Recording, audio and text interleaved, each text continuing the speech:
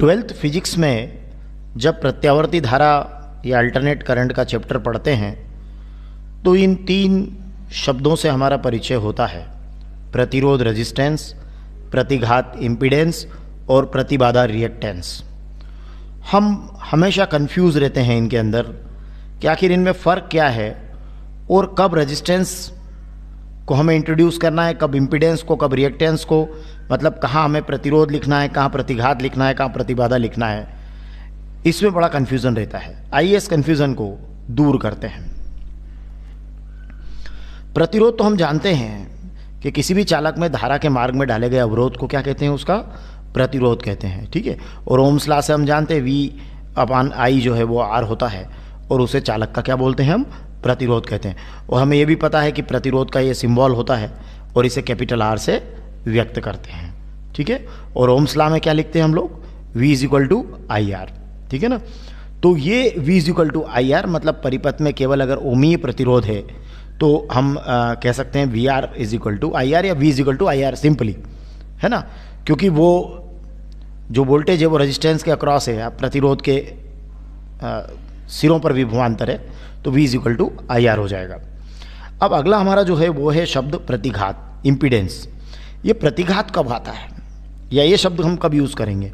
जो हमारा AC circuit होता है, प्रत्यावर्ती धारा परिपथ, उसमें प्रेरक कुंडली या संधारित्र, दोनों नहीं, दोनों में से कोई एक, या तो प्रेरक कुंडली या संधारित्र द्वारा प्रत्यावर्ती धारा के मार्ग में जो अवरोध उत्पन्न होता है उसे प्रतिघात कहते हैं। मतलब जो भी अवरोध आएगा अगर वो प्रेरक कुंडली या संधारित्र के द्वारा आ रहा है तो उसे हम प्रतिरोध नहीं कहते हुए कहेंगे प्रतिघात, और इसे X के द्वारा व्यक्त करेंगे। आपको समझ में आ रहा है? देखिए फिर से इसको समझने की कोशिश करते हैं कि अगर ये प्रेरक कुंडली के द्वारा होता है तो इसको प्रेरकी प्रतिघात कहेंगे, इसको XL से व्यक्त कर देंगे, है ना। प्रतिघात को तो हम X से व्यक्त करते हैं, पर अगर वो प्रेरक कुंडली के द्वारा हो रहा है तो हम क्या करेंगे, उसको XL से व्यक्त कर देंगे। और इस तरीके से देखिए, ये अगर प्रेरक कुंडली के द्वारा हो रहा है तो VL हम लिख देंगे IXL। देखिए यहाँ R के प्लेस पर XL लिख दिया है, VL=IXL। मतलब इस प्रेरक कुंडली के सिरों पर जो विभवांतर है VL वो IXL के बराबर होगा, IR के बराबर नहीं होगा, IXL के बराबर होगा। मतलब अगर ये प्रेरक कुंडली है तो हम फिर इसके प्रतिरोध को प्रतिरोध नहीं कहते हुए कहेंगे प्रतिघात, और अगर ये प्रेरक कुंडली है तो इसको हम कहेंगे प्रेरकी प्रतिघात। और इसी प्रकार अगर प्रत्यावर्ती धारा परिपथ में संधारित्र के द्वारा प्रत्यावर्ती धारा के मार्ग में अगर अवरोध आए तो उसे हम धारिती प्रतिघात कहेंगे। दोनों ही प्रतिघात, ये प्रेरकी प्रतिघात, ये धारिती प्रतिघात। अगर संधारित्र के द्वारा मार्ग में अवरोध आएगा तो हम उसको कहेंगे धारितीय प्रतिघात। देखिए संधारित्र के द्वारा तो इसके सिरों पर जो विभवांतर होगा VC=IXC होगा। यहाँ भी देखिए IR नहीं हुआ है, IXC हुआ है। मतलब ये है कि ये जो संधारित्र के द्वारा जो मार्ग में रुकावट आई है इसको हम कहेंगे प्रतिघात। और कौन सी प्रतिघात? धारितीय प्रतिघात। तो VC यहाँ हो जाएगा IXC। अब देखिए आगे बढ़ते, अब एक शब्द और आता है प्रतिबाधा, ठीक है। ये तो हमें समझ में आ गया कि या तो L या C के द्वारा जो भी अवरोध उत्पन्न होगा उसको हम प्रतिघात कहेंगे, और अगर वो L के द्वारा हुआ तो प्रेरकी प्रतिघात XL कहेंगे, और C के द्वारा हुआ तो धारिती प्रतिघात XC कहेंगे, ठीक है। तो R के प्लेस पर XL या XC लिखेंगे। लेकिन अगर ऐसा हो जाए कि प्रत्यावर्ती धारा परिपथ में तीन चीज़ें हैं, देखिए अब यहाँ पर प्रतिरोध है ना। प्रतिरोध के बाद क्या है यहाँ पे, ये देखिए प्रेरक कुंडली है, और यहाँ क्या है, संधारित्र है। तो इनमें से तीन में से कोई दो या तीनों हो, ठीक है। इन तीन में से या तो कोई दो हो या दो से अधिक हो, मतलब तीनों हो। और फिर अगर अवरोध उत्पन्न हो रहा हो, ठीक है, मतलब LC हो, LR हो, RC हो या LCR हो, और अगर अवरोध, कुल अवरोध जो उत्पन्न होगा उसको हम कहेंगे प्रतिघात, प्रतिबाधा। क्या कहेंगे उसे? प्रतिबाधा।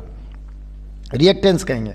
जैसे आप LC हो सकता है, CR हो सकता है, RC है ना, LR हो सकता है या LCR हो सकता है। ये चार तरीके से ये कॉम्बिनेशन बन सकते हैं। तो इनमें, इन स्थितियों के अंदर जो कुल जो अवरोध उत्पन्न होगा उसे हम Z से व्यक्त करेंगे। मतलब फॉर एग्जाम्पल जैसे मान लीजिए सपोज मैं अब यहाँ पर केवल इन दोनों के लिए लेता हूँ, अब ये R को छोड़ देते हैं मन, है ना।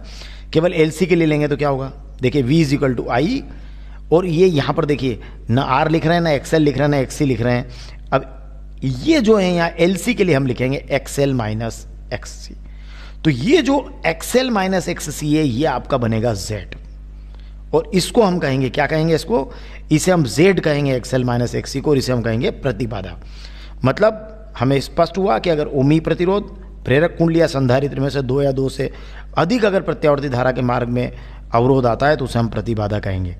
तो क्लियर हुआ, केवल सिंगल हुआ, प्रतिरोध हुआ तो प्रतिरोधी है ना, लेकिन अगर प्रेरक कुंडली के द्वारा हुआ तो प्रेरकी प्रतिघात, है ना, अगर संधारित्र के द्वारा हुआ तो धारिती प्रतिघात, और इन तीनों में से कोई दो या तीनों हुए तो फिर हम कहेंगे प्रतिबाधा।